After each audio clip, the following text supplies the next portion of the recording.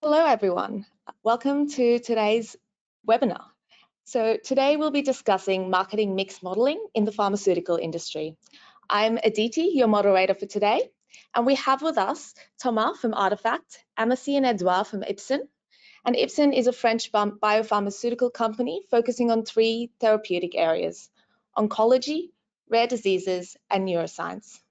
During this webinar, we'll hear about how Artefact and Ipsen have joined forces to implement marketing mix modeling, or MMM, and hear about the key insights that have been generated.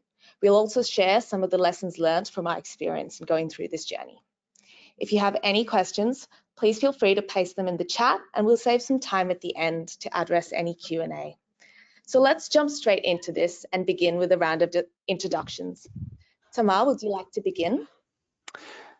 Hello, Aditi. Thanks for having us. Hello, Amicie, Edouard, and everybody online. It's great to be with you today. My name is Thomas. I'm a partner at Artefact, leading our healthcare practice, and I'm super excited about today's opportunity to discuss the strategic topic of marketing mix modeling in pharma.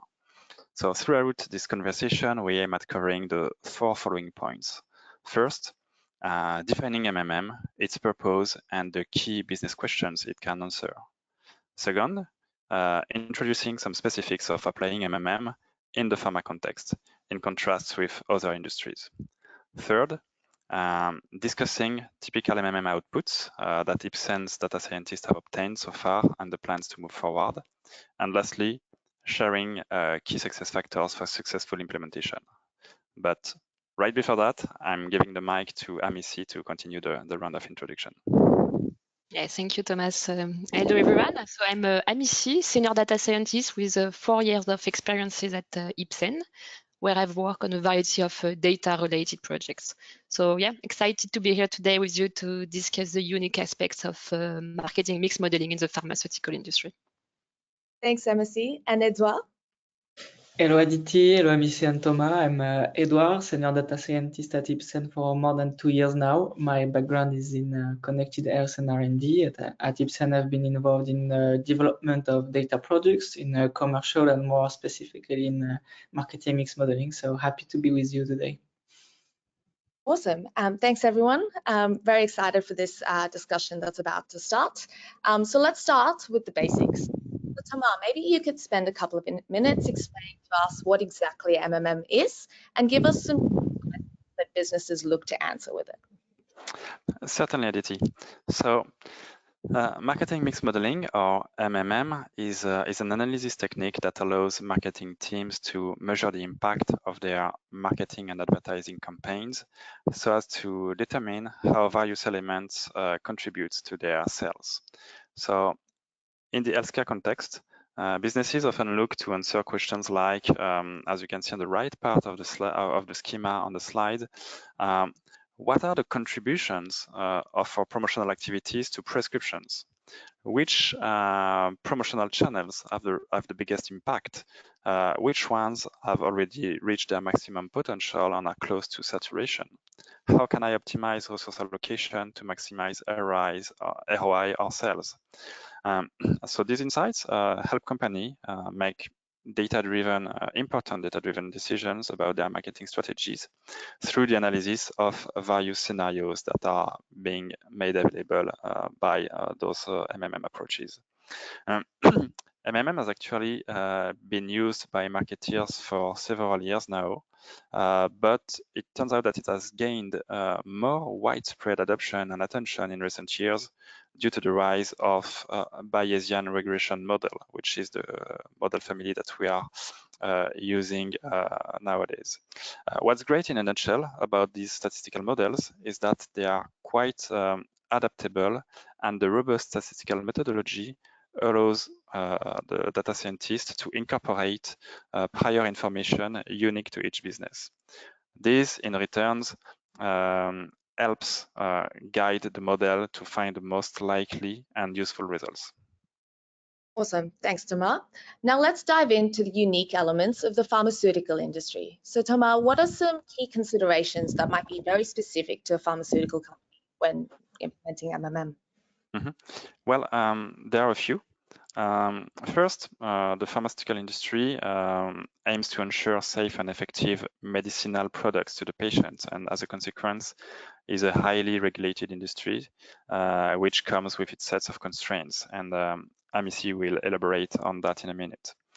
Second, pharma has several types of population that interact with healthcare professionals, with the HCPs, namely the sales reps and the MSLs. MSL stands for Medical Science Liaison, who both pursue distinct objectives. Sales rep, on the one hand, are the commercial workforce of pharma. So they engage with HCPs to speak about drugs, basically, and their interaction can be inputted into the mix modeling to generate insights for brand teams. On the other hand, MSLs serve as scientific experts and liaison between pharmaceutical companies and the medical and scientific communities. So this includes educating HCPs about clinical trials, scientific researches, gathering information about unmet medical need, supporting development of new therapies. Their role is thus not a commercial role, and these interactions cannot be considered into MMM exercises for pharma for obvious compliance reasons. Which is a typical challenge, especially today with the rise of omnichannel, where pharma companies are looking to optimize their sequence of actions, possibly considering all types of interactions with HCPs. I see. Very interesting points, Thomas. Edouard and Amicie, would you be able to tell us about the unique considerations in terms of data requirements for pharma? Yes, certainly. So as Thomas said, in the pharmaceutical industry, we operate within a highly regulated environment with some unique considerations that we need to take into account when it comes to data collection and data analysis. So first, we have the regulatory compliance. So it's subjected to strict rules and guidelines that might vary from one country to another. And it can also impact how the data is collected, how it is stored, and then used at the end. Then in pharma, we also have a very specific target audience. So unlike many other industries, the promotional activities do not directly target the patients, but instead the HCPs, the healthcare professionals. So it means that the sales data in this industry, it's largely based on prescription data. And then we also have the promotional channels that are very specific in pharma. So due to the regulation we have just mentioned, the promotional activity cannot be conducted through mainstream media like TV or social media. So instead, the pharma company will rely on direct marketing to doctors through the sales representative. And it typically includes the channels that are the interaction with the HCP, so it can be face-to-face. It can be a digital channel like remote interactions through videos, telecalls, or emails sent by the sales representative. And then we also have the events that are very important in the marketing strategy. We have the webinars, the in-person event, and the hybrid events that are tailored specifically for some HCPs, some segment of HCPs. Mm-hmm. So as a summary, we have very specific data requirements for marketing mix modeling, given the distinctive nature of marketing in the pharmaceutical industry. The first requirement that we have is related to sales. We need detailed granular sales data that are focusing on prescription volumes. These data are usually not available at the HCP level or the healthcare facility level, and we usually work with sales data at the national or regional level. We use sell-in or sell-out data usually, and so the requirements are also linked to the promotional activities that we have. We need to include the date and nature of interactions between sales rep and HCPs. We also work with the attendance at events and engagement in webinars. So this helps us in assessing the reach and impact of these activities. Regarding the competitive landscape, we can use insights into competitors' activity, the market share, and the new product launches. That helps us understanding the market dynamics and position the brand effectively. Finally, we obviously need to work with longitudinal data to enable the analysis.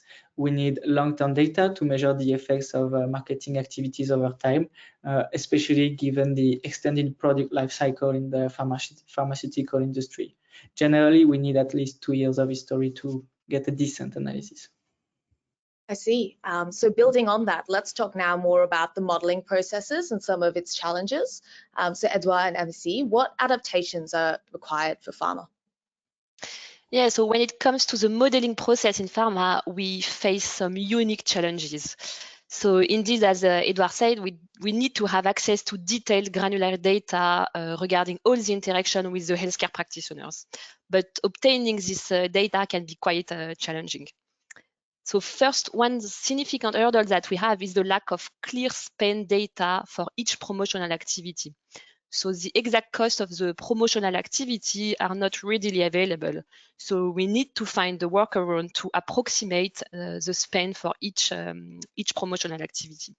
And to do so, we have considered the salaries of the sales representative on the time they have allocated for each activity. So at the end, we are able to estimate the cost associated with each specific promotional activity. So if it's an email that has been sent, if it's a face-to-face call or anything like that. Then we also face complexity for estimating the cost of the events, because if we want to calculate the total cost associated with an event, we need to take into account a lot of expenses associated with this event. So this is not just the cost of the event itself. So we need to take into account the presence of company employees. We need to also take into account the creation and validation of the marketing content and the sponsorship of the event, of course. So we need to ensure that all of these costs are accurately accounted for in the model, and it actually requires some ad hoc specification and assumption which need to be validated with the business, of course. Yeah, one other challenge that we might have is to estimate the number of attendees for those events, because it's quite difficult sometimes to pinpoint precisely how many people were actually present at the end at the Congress or at the webinar that were organized. And data granularity is also a challenge compared to other industries. Most pharma companies have visibility on their sales data on a monthly basis compared to daily in the retail industry, for example, and this brings challenges in terms of modeling.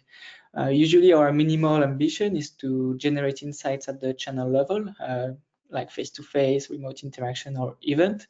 However, most of the time, the industry is also very interested to go one level deeper with insights per segment of HCP.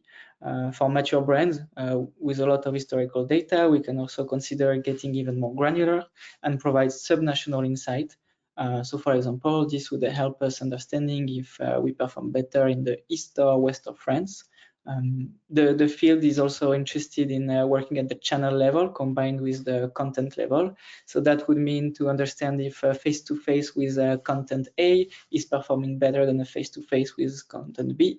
And finally, getting insight on a sequence of action can be very valuable to shape our strategy. And so as an example, we can check if face-to-face is less efficient, if it's not followed up with a digital interaction within the next 2 weeks. I see, very insightful. Thank you both. Now, Thomas, you have experience with a range of different clients across different industries. So how does this differ from your?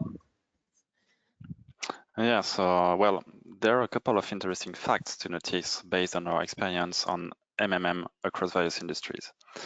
First, on explanatory variables. The price actually is most of the time one of the biggest drivers, which turns out not to be the case in pharma, where it's often not a differentiating factor at all.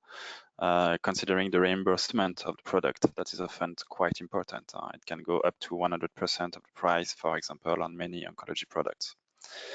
Second, pharma differs from other industries in terms of its marketing funnel, in the sense that patients, they basically get the product because they need it, not because they want it, right? So this reinforces the importance of capturing, I would say, market trends, the importance of assessing the number of potential patients as part of the external variables to understand the baseline of the Bayesian regression model.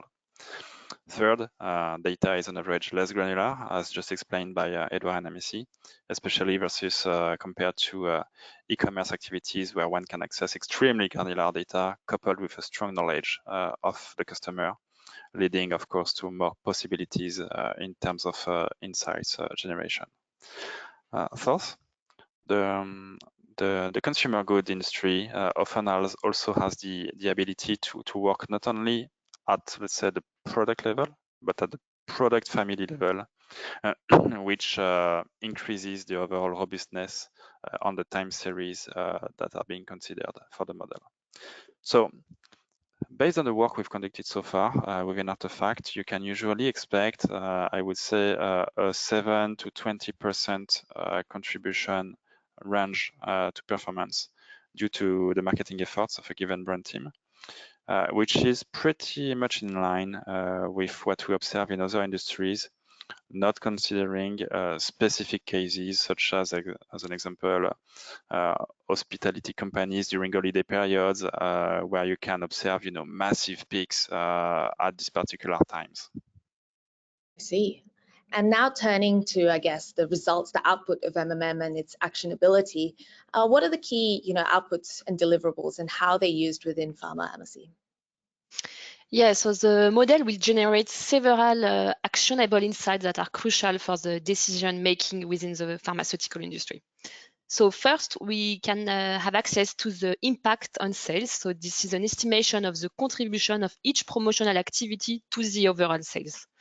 So it helps us understand the direct impact of our promotional efforts into the sales performance. And this is what you can see on the screen, where for each color you have the impact of the promotion activity on our sale during a couple of years. Then we have another critical deliverable that is the detailed ROI analysis, so the return of investment analysis for each promotional activities. So it allows us to identify which channels are most effective in terms of return of investments, which then help us to optimize our marketing strategies. And last, the model will also produce saturation curves. So yeah, quickly, a saturation curve, it's a graphical representation that shows the relationship between the amount of money spent on a promotional activity and the resulting increase in sales. So initially, when the spending increase, the sales will also increase significantly. However, then we have a point where additional spending will yield progressively smaller increase in sales. So this is a saturation point. And beyond this saturation point, further investment in that particular channel will become less efficient, and this is the diminishing returns. So this saturation curve, we can generate it for each channel. It will help us identify the optimal level of investment for each promotional channel, so that we can make sure that the resources are correctly allocated and that we are not wasted some investment on activities that have already reached their saturation point. And this is quite valuable actually to identify the optimal investment level and to avoid over-invest in any of the channels.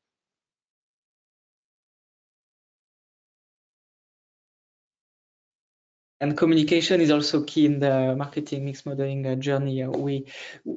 We are communicating to country leadership team, and so we need to provide clear data-driven reports to communicate the effectiveness of the promotional activity strategy to the senior leadership team, such as BU head, general manager, or business excellence teams. Our insights also need to equip the sales team with information on which promotional activity resonate most with HCP to support their effectiveness on the field. By leveraging these outputs, the pharmaceutical companies can make informed decisions, optimize their marketing efforts, and ultimately drive better business outcomes. Marketing mix modeling is also playing a big role in the strategic planning. The marketing mix modeling insights are supporting strategic planning by providing evidence-based recommendation for promotional activity strategies and also for budget allocation. To illustrate some example of insights provided by the analysis, we can use illustrative numbers that do not come from Ipsen, but for example, we can say that promotional activities generate on average 20% of total sales, with 11% of the sales that are driven by events only. We could also compute ROI and state that all channels are profitable, with most of the revenue generated from face-to-face calls and events. And from the saturation curves, for example, we could state that face-to-face calls are saturated as opposed to other channels. finally, we could combine these inputs and suggest some reallocation of the time spent on digital channels towards face-to-face. That is really insightful. Thank you both.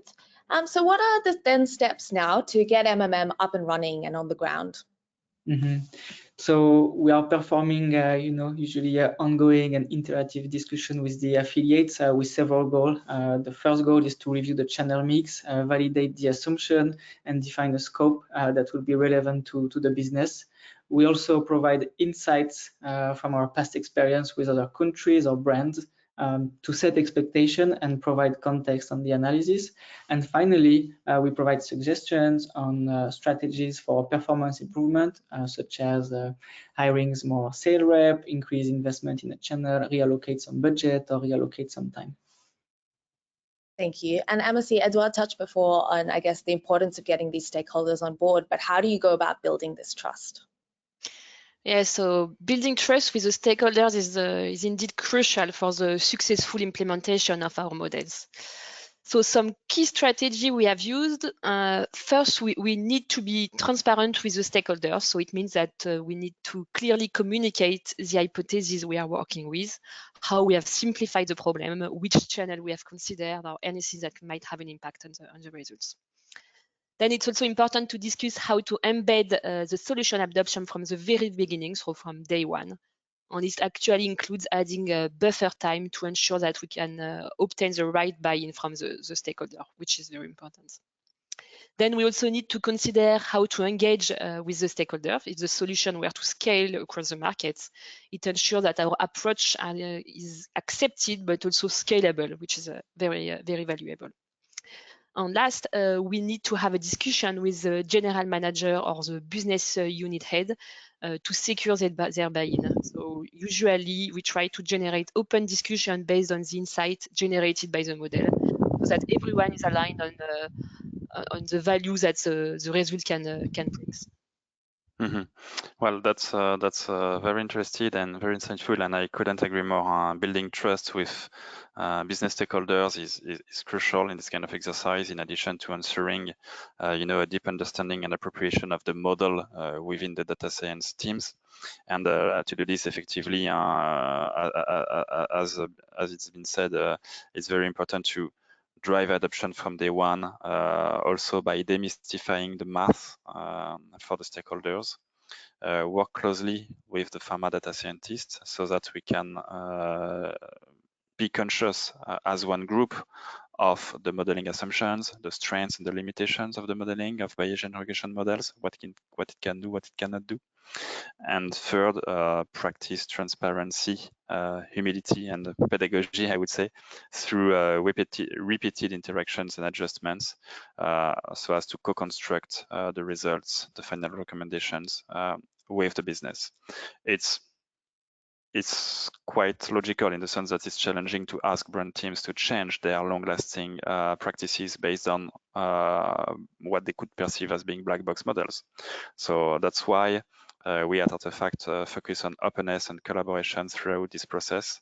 And the success of MMM program is based on strong technical skills on the one hand, but as well as strong change management, training, education skills on the other hand. Couldn't agree more. So now Ipsen and Artefact have worked now to get MMM up and running. So let's turn to future plans.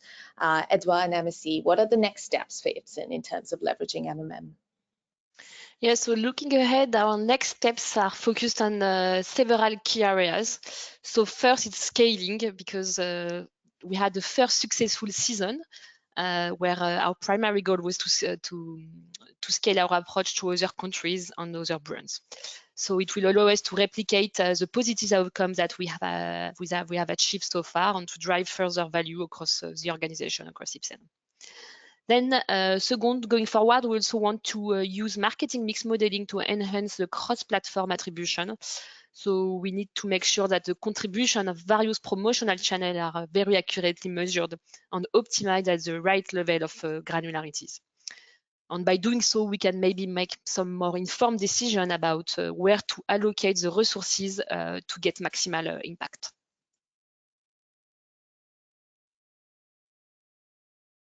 Yes, and thirdly, we would also like to improve the understanding of cannibalization between channels.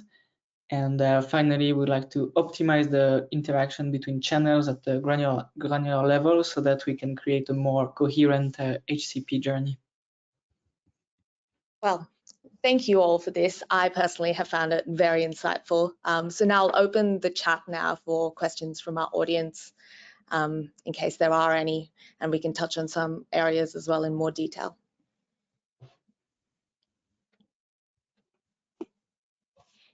Maybe while we wait for people to put questions in the chat, maybe it'd be good to touch a bit more upon how have you been in capacity to test some of the content you've been getting from MMM in addition to segment or sub-geographical dimensions? Mm-hmm. So the content was not actually tested as part of this marketing mix modeling project, but you know, it could be evaluated on the side, more on the A/B testing side with digital channels, so that we can compare the impact of different content in digital channels. I see. And can you apply MMM on multi-indication products? And if yes, how would we go about doing so? So yes, totally, it's doable, and actually we can do it using different methodology. So first, we can use the sales. They can be converted into equivalent unit based on a common factor. So it can be revenue, dose, or the duration of treatment.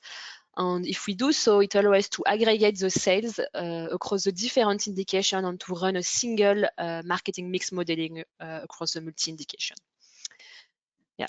So the other way we can do it is to actually split by indication and then separate the marketing mix modeling and build one model for each indication. So it allows us to capture also unique marketing dynamics that might be different from one indication to another. Yes. Personally, I guess one of the things that stood out was the importance about stakeholders and getting their trust. So good to know, how much time and effort did you guys spend in order to capture their business stakeholders' attention and gain the willingness to follow the recommendations? Yeah, so the short answer is a lot of time and and to get this buy-in. But yeah, first I think, you know, they need to find it useful to get this methodology applied. So we usually have a presentation of marketing mix modeling and how this methodology can support the affiliate. Then we have some dedicated sessions to understand the business needs and frame some path of analysis. We also have several sessions to validate the exploratory data analysis, review some model outputs, and start sharing insights. And finally, we have some dedicated sessions so that we can sharpen the message before a presentation to the leadership team of a country. Makes sense. Well, there doesn't seem to be anything else in the chat that I can see. So with that being said, thank you everyone again for your participation. This will conclude our webinar on marketing mix modeling for the pharmaceutical industry, and a very special thanks to our panelists, Thomas, Amicie, and Edouard, for sharing their expertise. And I've definitely learned a lot. We hope you all have found this discussion just as valuable and insightful and applicable to your work. And if you do feel that you have more to discuss with us, feel free to get in touch and we'll share out the recording. So thank you. Thank you very much, Aditi. Thank you, everyone. Thank you. Have a good day. Bye. Bye-bye.